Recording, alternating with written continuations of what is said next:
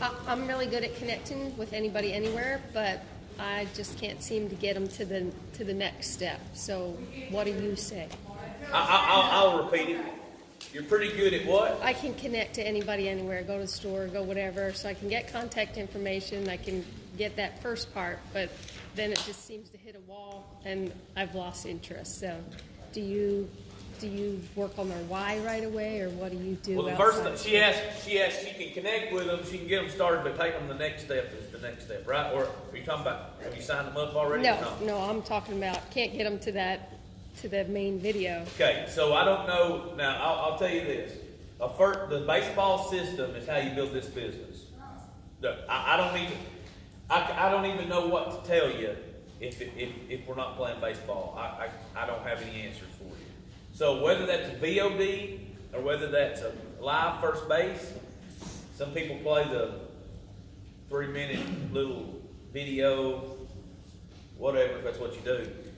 My big thing is book a meeting from a meeting. If I've connected with somebody, I want to book a time to call them, and or if I've not done, I'm going to call them and I'm going to put them on first base. It's book a meeting from a meeting. Bam, book a meeting from a meeting, and that's what we got to do in all areas of this business. So it's taking that next step. And if you don't know about baseball, obviously the company has their own baseball training on TN All Access underneath the download or learning center. That'd be mine. Do you do your first base with a live person, or? I don't. I play the VOD, voice on demand. VOD is we have our own line with our own leaders, 15 stories basically, and they're like minute to minute and a half stories, and so we call them and we ask them to, if they got a minute, and then we let them listen to it, and then we ask them if they're open for more information. We book a time to get together with them, show them the information. Okay, so I stepped out for a second and I kind of missed the move that we just did, but the lady that was up on the stage, she talked about confidence and she also talked about posture. What is posture? Posture is when posture is when you know what you got your hand. It's a confidence. It's not an arrogance, but it's a confidence that you're doing this and that you're going to do it with and without it. Now, true posture is when they know that you're doing it with or without it. Amen, brother. You know, because you can get up there and you can believe it all day long, but if they don't believe it, then they won't join you. Somebody talked about if they join you, not the company. I think it might have been Junior Paul, or somebody did. So posture is about, you're doing this thing. You're doing this thing no matter what, and it's a confidence. It's not a arrogance. Tweet, there's that, I actually said mine a couple years, Brad Barton's 101 and 102, really helps with that. Life changing. Yes, so what she's talking about is on the Learning Center. Again, you got to be subscribed to the $12 a month. On TN All Access. The Learning Center has all these teachings on this. And it's Posture 101 and 102 by my upline platinum, Brad Barton. And their upline platinum. No, he's third. Yeah. Well, he is above. Yeah, I don't know what you call it. Anybody else? Yes. I think one of my biggest problems for me is getting close. I've listened to a lot of the CDs talking about closing out sale, making, just working through the system. And I have a lot of that in my head.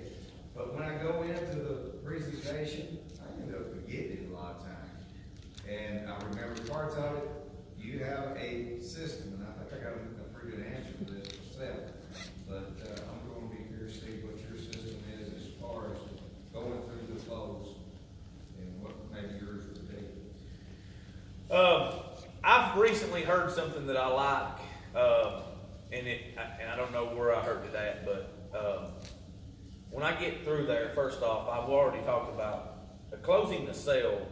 It is Your friend is urgency. And urgency is created by meetings. So if you have going over positioning and the fear of loss that comes in to, if they want to do this, we're not trying to get people to do something they don't want to do, but if they want to do this, then we want to help them make that decision. And, you know, I can't tell you how many times that positioning has played a factor in people's businesses. I mean, you heard it right here today. 6.5 years ago, I called Matt Newton and he wouldn't give me the time of day. I can't tell you the power of positioning. He don't really want to hear it, but it's true. It's that you sit here and look at him squirm over here, but that's true about positioning. So positioning does help you close the sale.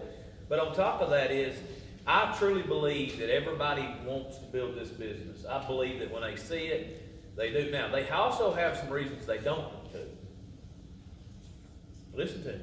They've also got reasons they don't want to. What we want to do is we want to help them to get through with their concern.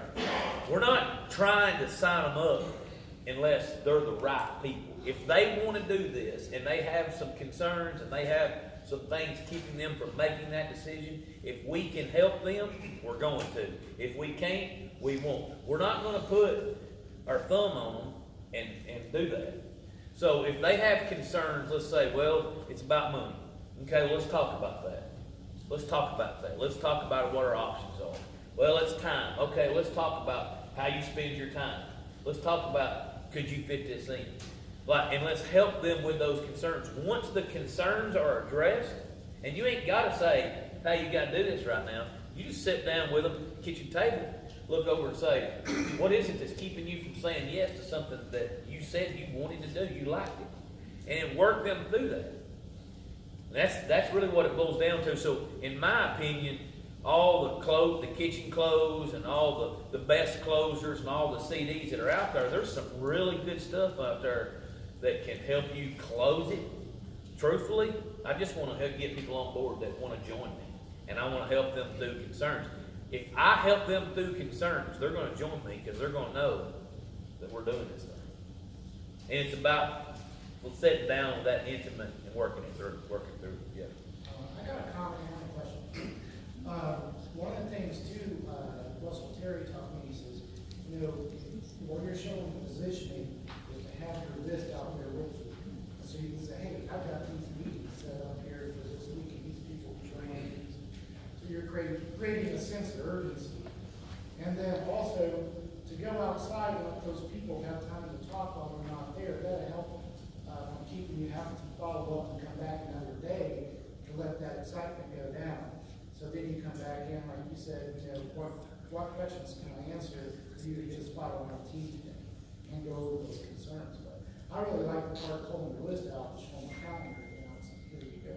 But my question is, as you're building the organization, is since we have a privacy policy with Team National, how do you keep in contact with your group? You know, there's people around me who say, well, I'd like to help them. I see they're putting in some people. And there's no way to get a hold of them, you know? And what do you use? You use a spreadsheet and, you know, you put these people on a spreadsheet. What system do you use to try to keep track of these people? I mean, you know, obviously, I want to hear. So obviously, you're really talking to people that's calling you, you know. But there are some people down there that's probably want to do this and that they kind of fell through the cracks. And you just got to try your best with social media or hey, you got so and so's phone number, reach touch base with them. And in regards to what you said about closing sales, you do need to let them talk. Okay, I believe that when a husband and wife see this, okay, Stan and Julia, you guys may love this. Okay, you very well may love this. But if you don't have the opportunity to say, hey, what do you think? Well, I like it. Like y'all are sitting there and y'all are not talking to each other while I'm doing this because y'all are poker faced. You know, y'all are like, we can't show him that we really love this right now. So you're sitting there and y'all really don't know, you know, y'all haven't had a chance to talk about it. So the one thing I will do before I ask you for an answer, I want you guys to talk about it. What I'll say is, hey, I know you guys need to talk about this. This is not a decision that y'all are gonna make without conversing with each other. I'm gonna step outside and let y'all do that, and I'm gonna come back in and get you started. I'm letting them know I'm gonna come back in and get them started. I want them to know that if they wanna go, I'm ready to help them get started today. I'm giving them, and if you've got 2 or 3 people in the room, and I know Miss Claudette here, she's making making a decision to do this, and her husband's not here. I'm gonna tell you right now, if you're ready to go, I'm coming straight to you while they talk about it, because then when they see you putting ink on the paper, they say, I ain't losing my spot, I'm getting in behind them. So that's just real. So, any other questions? Got something for her? She'll answer. Well, yeah, I will share with you, one of the things that, he shared with me this while back, negative, could be, we can't afford it, we don't have the time. When they look at you and say, you know, I can't afford it right now, one of your best things to look at and say, you know, that's not the problem. The problem is not wanting to fix it. Do you want to fix this problem? I don't have the time. Well, you know, not having the time is not the problem. Do you want to fix it? That's the problem. That's good. That's good. So understand, send a question with, you know, I can't afford this, and say, well, look, you know, that's really not the problem, not being able to afford it. The problem is, do you want to fix it? Who's gonna tell you they don't want to fix it? Wow. See, so she brings up that nugget, right? And there's all kinds of things out there you can say. But the truth is, that's strong. That's so strong. But here's the problem. The problem is, just like her husband alluded to earlier, you got to make a decision to even say that. And so many times, like Ricky said, he was very transparent when he said it. I forget. So when we do these trainings, you got to be ready for when the time comes. At every point in time that you're involved in this process, you've got to have yourself ready to take that next step. So if you're finding yourself, you show them the presentation, and you're giving them a chance to talk, and you know you're coming back in, you've got to be ready. You come back in. What is it that you know? Obviously, I've sat here and showed them.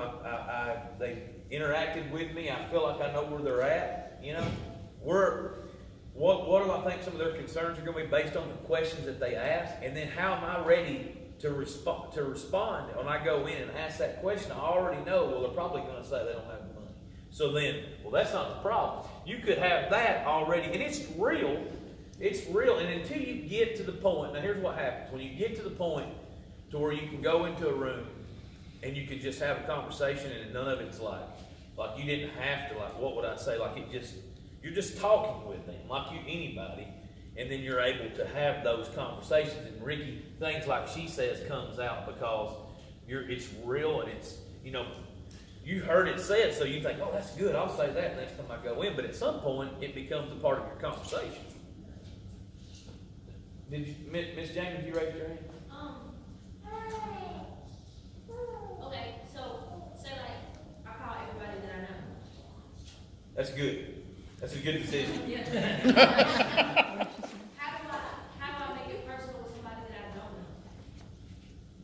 What's the question? Because that's what's gonna make or break the deal. The person, being personal with that person, like letting them know, like, hey, I've been where you've been, and I know the struggle was real. So like, how do I break that barrier of, like, I'll talk to strangers. I walk with somebody, he gets on me about that all the time. So like, how do I break that barrier and let them let me in to where I can be personal with them and let them know, like, hey, look, I know you broke, I'm broke too. I used to be broke, so like, let me get you there. Like, how do you break that barrier? Well, so here's the thing. You make a cold market a warm market. Yeah. So, like, you know, Junior was talking about a cold market, and a cold market's good, but you can make the cold market the warm market. So how you do that is you have some conversation, and it's called the form method. If you'll, I really love the form method that was by David Herby. He talked about, if if you'll get on the, I think it's on the Learning Center. Yeah, it's on there, and he tells a story about how he's on an airplane, how he was talking to a guy, and he talks about the form method means family. He talks about his family, his occupation, what he does for recreation, and then the last M is the money.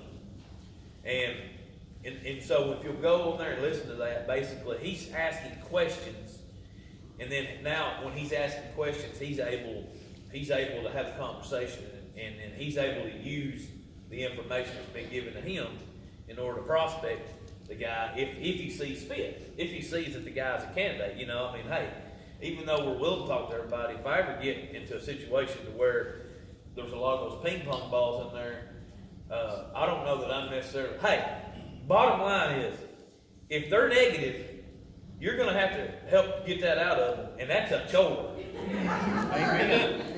So I really like it when I'm dealing with somebody that sees the glass half full instead of half empty right off the bat. It'll save me a whole lot. Now, a lot of times people will be like, well, I just want to sign them up. I don't care about that. That's key. Go ahead.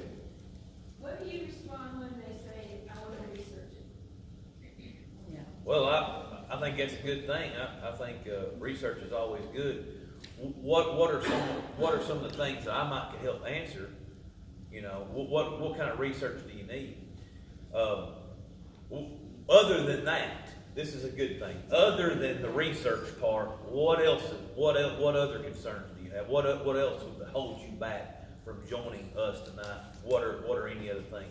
And if they say no, that's it, we can research. Okay, well, it does take about 15 minutes. They do all the research they want to do, and so if it truly is research, 15 minutes later we can have an answer. You know, look, I might even sit down with them and show them. If it's a one-on-one, you sit down with them and let's research it together. Let's sit down here. Let me show you where to go to find the answers that you're looking for. Where is that? Where would you go? We have a lot of assets built up on the World Wide Web. We have a whole lot of assets. And so everybody goes to Google. Well, it's a good thing. It's a good thing. We have a lot of assets. And I'm going to go through, I can type in Google. Now, I'd go to Living Team National. There's some other places I would go, but livingteamnational.com. But I mean, I just type in Google, and I just click on, I mean, that's what I do. That's what they're going to do. And then when I'm there in front of them, when we go through and look at all the things, if they have any questions, I can address those questions with them right there. Well, this person right here said that they didn't make any money. Yeah. It's possible. It's very possible. If you get in here and don't do nothing, guess what? You ain't gonna make no money. Is that you? No? Okay. Well, you know, so work this out. That's good. Okay. We all know, obviously, being on the inside of Team National, that we don't text. But we live in a texting world, and our prospects don't know that's not how we handle our business. When, let's say you've given somebody a couple of times, and it's, well, I think I might be able to do that, let me check the schedule, and I'll text you. No. I haven't heard from you, we'll call you this time or this time, blah, blah, blah. I'll text you. Do you ever just straight up tell somebody that's not how I handle my business? I mean, what is your reaction to that? My reaction is always their best interest. Okay, so here's the thing. I'm busy, and I am busy. And everybody in here is busy. If you're not busy, we got to get busy. Okay? That's just all there is to it. We got to get busy. Okay? So we're busy. So I tell you what, I don't know where I'm going to be. I don't know that you'll get a hold of me. I tell you what, I'll check back with you. You are always staying in control. Okay? Now, when people talk about control's not a bad thing. Control isn't manipulation. Control isn't, it's not. Okay? So it's my business. I'm going to run it like I'm going to, but I'm not going to sit there and say, hey, this is how I do business. I'm going to do it. I don't. What I do is I say, okay, check your schedule. Well, my question would be, if you had to check your schedule, where's it at? It's at home. Okay, you're at work. It's 2 o'clock. When will you be home? I'll be home about 5. Okay, no worries. Don't worry about texting me. You might forget. I'll call you about 5:30 after you got it. Now, I'm going to have you on the line with me when I call back at 5:30 for a second base call. but I'll call you back about 5:30. Because that way, in case you don't, so you might forget, I'll just check back with you after you've seen your schedule. So then I'm letting them know, I'm not talking about in a couple of days. When somebody tells you, anytime that you do not book a meeting at first base, we're not talking about, well, I don't know what I'm doing. We're finding out when next time I can call them back is as soon as possible. Well, I gotta get with my husband. When you gonna talk to him? Well, he gets break in 30 minutes. And okay, when he gets break and you talk to him, or no, well, what I typically do is, when are y'all gonna be together at the same time? And they tell me when they're, well, tonight when we get home. Okay, what time's that? Well, I get home at 5, he gets home at 5:30. Okay, at 6 o'clock, I'll call you both. That way, you don't have to try to explain to him what I just said, and I can give both y'all some information, a little more information. Okay, that way it takes it off of you. You don't have to try to figure it out. I'm gonna call you at 6 o'clock. So, staying in control. That's how you keep away from text. You don't ever want to text nobody. Let me tell you why you don't want to text nobody. When you start that line of communication, and I know everybody texts today, when you start that line of communication, that's how you're going to get your answers. And that's how they're going to run their business. They don't. So if you text and say, hey, whatever it is you text, it don't matter if it's just cake. If they see the text, then that says that we're going to text. Well, guess what? Your follow-up's going to come. Before you do that follow-up call the next day, guess what? Their answer is going to come to you in the form of text. And I can't stand being told no on a text. I can't stand it. It just drives me crazy. Now, you're going to get that, but I want to stay away from that. When you do get a, well, we decide we're not interested, you just drop the chat, or do you want to text and call anyway? It depends. Most time, yeah. I mean, if they're real strong, if I really think they got a lot of potential, I may try to give them a call. They may not answer. And when I give them a call, I'm going to leave a voice message taking it away from them. Real nice, politely, Hey, look, I know you had some second thoughts. No worries. I hate it because I really was excited about seeing you, visiting with you, and showing you how I feel like I could help you. But you've obviously got the right to change your mind. And if you do, and I'm still available, I'll be glad to help you if I can. You remember before I came home, I was telling you about a couple, they ended up not showing right before, and I told you that I had to spend my break convincing her to come. Yeah. Is that wrong to do that? Listen, like, she was like iffy about it the whole time. She was like, well, what is this? Well, I think I mentioned her a little seminar.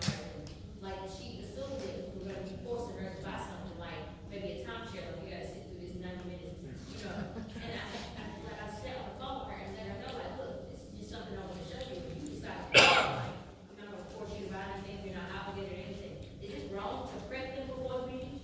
I would put it back on them.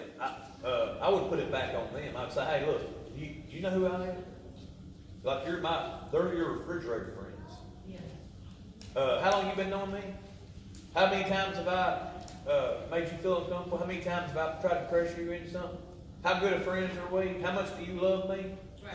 I'm asking you this as I'm only talking to 4 people, and you're one of those 4. I've got that much respect for you, and you don't have enough respect for me to let me show you what I'm excited about. Is that how this works? Okay. I mean, I don't have a problem with refrigerator friends letting them know that. I want to know where I stand. Yeah. Because if I'm excited about something and they won't give me the time of day, that tells me a lot about the next step. I'm just saying. Who said something about purge? How many chances do you give somebody, like, okay, you have a meeting set, and then they have to postpone for whatever reason, like, how many, I know you don't want to stay with one, you want to move on, but you might want, I really want to stay with people in business, like, how long, how many times did you, before you just go on? Yeah, I ain't staying around long.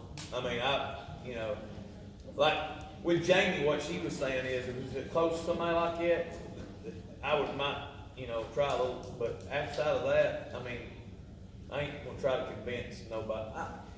We all try to convince those hot market, Jamie. Those ones that's close to us, that's kind of typical, honestly. And there ain't nothing I can tell anybody. You're gonna try to do that. But with everybody else, nah, I'm gonna stay alone around with it alone. Mr. Newland was a good No, we were acquaintances. Okay. So you just pitched it to him one time, he said no, you left it alone? I tried to get, he kept giving me the runaround. He never would, I won't call him a coward. Because he's one of the top 20 leaders in my business. No, I'm just teasing. I gotta say, that worked out good for us. Yeah, but they didn't post it. But the truth is me and my wife are six-figure income earners, and they haven't made a check yet. And he joined them instead of us. Oh. Because I saw you on video. Well, Because I initiated the meeting. So she showed up, she wasn't carrying no lotions or potions or pills. I let you do it. so there's a nugget in itself. Go to the wife. I got another one she wanted me to ask, Okay. and I'm sure everybody has this trouble too. You sign somebody up, you do a good job of getting their in-home booked, you're going, they're excited. A lot of people cancel. I'll just use, for example, the last people we signed up. The in-laws is the only ones that come. They didn't have any interest in signing up with them, whatever, fine. Then you move on. How do you, nobody showed up, gotta move on, gotta get them started. And they refuse to make phone calls that night. We're trying, let's get started, make some phone. Where do you go from there? How was that Tom Best Okay. that night? So let me, he's asking, y'all heard the question, right? Basically, he went to an in-home, nobody showed up, they won't make phone calls. If they ain't gonna make phone calls then, they ain't never gonna do it. Now, your best bet is to get a list and make the phone calls for them or move on without them. Because if they're not gonna do it, they're not gonna do it. If you're there at their house, nobody shows up, and you can't get them to make a phone call, do you think they're gonna do it when you leave? No. So you've got to know that unless he gives me a list, he's done. Now, I know we don't want to think that. I know when we show up, let me tell you something. I know when we show up and they tell us they're not going to make any phone. Well, tomorrow night we can't do nothing. The next night we can't do nothing. Got every excuse in the book. Let me tell you something. It's going to happen that way every other time you do it. So the best thing that you can say is this. Bottom line is, hey, I'm here to help you make money. Now, if you don't want to make money, you need to tell me now, and I won't bother you with it. And literally mean it. And if you mean it, and they know you mean it, they're going to do something. They're going to figure out something. If they give you a names list with phone numbers, and if they would give us a names list with phone numbers of the call, we would call them for them. But that's it. I won't leave there with nobody. They're not motivated. I can clearly. But what we do is we leave there with the benefit of the doubt that we'll give them the benefit of the doubt. They're probably going to get started in 2 weeks. Well, they just couldn't do it these next few days. Let me tell you something. If they're excited about it, they're missing that hair appointment. If they're excited about it, one of them's going with the kids to the ball game and the other one's doing the meeting because they just spent $2,200 and they're going to make this business go. If they're not going to do that, cut bait and go. And I'm just here to tell you the truth so that you don't waste time with people that don't want it. You can't help them. And that's a dead sign right from the get-go. Now, if they call you back and say, hey, we're ready, that's another thing. But you gotta understand that. Because so many times they're still going to do it. They just couldn't do it. Okay, keep telling yourself that. You're at their house, by the way, and nobody showed up. The best thing you can do is get on the phone with their best people. Get on the phone with them. If you have to go show the meeting in their absence, you got to do what you got to do. That one meeting is about all you get with people. If they don't have any success, they're gone. When you learn that, they got the lottery ticket. They got 6 names they called. And 3 of them didn't show up, and 3 of them didn't sign. They're done. Listen to them. That's most everybody. That's what you're working with. You got to understand it's what you're working with. There's very few that's going to go on. You got to be real. You got to know. You got to know this. Within 48 hours, you sign them up. If they've not got people in front of you, they're not going to. And when they get in front of you, in the worst case scenario, they all 6 no-show. If they won't be motivated to pick up the phone and make another phone call, they're done. Now, if that's discouraging to you, okay, I think it's positive. Because now I know if I really wrap my head around that, now I know what I'm working with. Now I'm not discouraged time after time after time after time after excuse after scenario after situation after this. We're all in this world. We all live that way. Cut the excuses. Let's get down to it. Changing your life's hard. Are we going to do it or are we not going to do it? Tell me now. I won't aggravate you. That's what you just got to have that kind of posture with people. And that's not arrogant. That's just being confident. You got a business. You got your life, man. You canceled the thing. Your birthday dinner. You remember you drove an hour? He calls me and he's all out of shape because he canceled his birthday dinner and he went to somebody's house and they no-showed. That's the kind of stuff you've got to realize, and you've got to realize that people will do that to you, and that you've got to put yourself in a situation that your time's valuable with your family, with all the things that you have to do, and you've got to know, is this person deserving for me to go the next step? Because there's plenty more out there that will. And the truth is once they know that's where you're at, they'll posture right up and they'll go, he's serious. He's going to run off and leave me.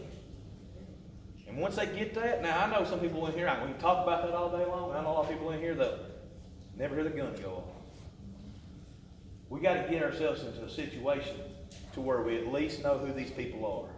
And they move around an awful lot. Boom, boom, boom. We're surrounded by them, right? The ping pong balls, we're surrounded by them. We got to find the red ones. That's the only people we can help, brother. I don't care what you do. I don't care what you say. I don't care what kind of tactics. You got to know who you're working with. Sorry.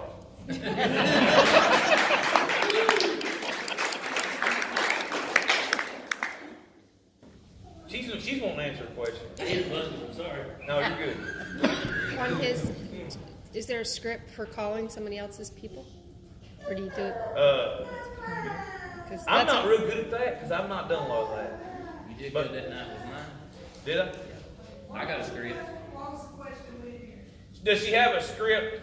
You got one? Yeah. She'll Winky Groover gave us a script. Winky gave us a script. He's doing telemarketing. It's a really good script. I'm just kind of just making it warm when I talk to her. A script for when she calls somebody else's people, like they give her names. We went to our people about two or 3 weeks ago, and we got 200 or 300 names off of people's list that hadn't been calling anybody. And we got that script from Winky, and we started to call our people for them. All right, he's your guy. At the end of it, he's your guy, Matt Newton. Anybody else? Question?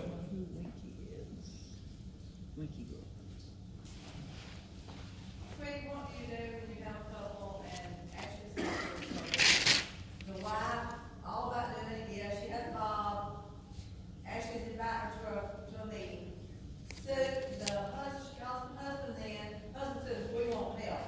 Well, they finally booked another meeting. I've literally done all the work to get her suicide up. The girl never talked to him a single time.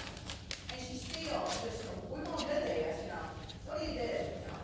The husband seems to think, I think the husband thinks, well, you know, we need help. Well, they're not doing anything. I mean, we got them sued now. Still not doing anything. You just say, okay, when y'all get ready, let me know. Yeah. Move on. You'll continue doing that, it'll get worse. Next thing you know, you think about it, you want it for them worse than they want it for themselves. And that's a sick feeling. That's a sick. I was thinking, he talked to Franklin. No, I don't want to bother. He's your person. He's going to talk to you where you want to be. I do. Give me his number and I'll take care of him, and then I'd host him. I wouldn't. After I sign him up, I'd say, now, are you want to bother some people now or not? Because if not, I'm going to go ahead and host him. Huh? I was going to make a comment, something that's helped us, and we don't do it all the time, but when you get that list that night, and they're fired up and they're excited about it, you're going to get their best people. You're going to get their top 20 people that night. When they think about it that next morning and they get scared and they don't want to give you their friends and family's names, or you're going to get the guy at Taco Bell. That's the thing about it. Nothing You against got Taco it. Bell. You got it, no, nothing against Taco Bell. He's just saying that he knew the doctor and he didn't get to the doctor. He's not giving you the doctors and the lawyers and the professional people and the people that don't have a problem stroking a $2,250 check. That's what he's saying is that they would give you people that have influence. Don Garrison says the best prospect is somebody, there's three things. They've got a little time. I mean, they're obviously busy. They got a little time to do something with. They can stroke the $2,200 check and they have influence. They have a little influence. That's the perfect prospect. If you get them at night, they're gonna give you the best ones. If you wait till the next morning to try to get their list or the next day, you're not gonna get their top 10. You're gonna get the guy that no matter where he works, he don't care about changing. They ain't hosting up then, they're gonna host down. Yeah. How do you ask for the list? We're gonna make a list out here of your 10 best people that you think would be great at this. They won't do that. You sure you want to sign up? You know, I mean, honestly, because if not, I mean, you doing this to save money or make money? Make money. You want to build it fast or slow? Fast sounds good. All right, let's get this list going. Let's make a list. Anybody else? One question. Yes. How do you make your spouse not sum up who we're gonna pitch this to? We just had a conversation the other day about how I'm telling him we're gonna tell everybody, he was like, well, no, they ain't got no money, they don't be around nobody, so when we tell them about it, who are they gonna tell? And I'm like, that's one thing that they said don't do. Like, you can't tell me that you know everybody that they're connected to, and if they don't know somebody that might buy it, or, you know what I'm saying? I said, word of mouth is the best thing. Like, how do I convince him not to do that to everybody that I suggest? Can I just tell a story? When I came in, the person who sponsored me, who sponsored that person, she was 72 years old. Yeah, she was a top 3 national in Mary Kay. So she did very well in Mary Kay, but at 65 they have to retire. And we'll just say Tom knew Jackie. They were really good friends, but she figured she's old. She's already got a retirement. She's very successful. You know, she was making multiple 6-figure incomes. I'll leave her alone. She went to a meeting. Well, Jackie was there. And this other person that was the best friend wasn't the person that invited Jackie. And that person was kicking himself because it was like he made the judgment that Jackie doesn't need it. She's already got a retirement. She's already got a lot of money. And learned the hard way that you never cross anybody off your list.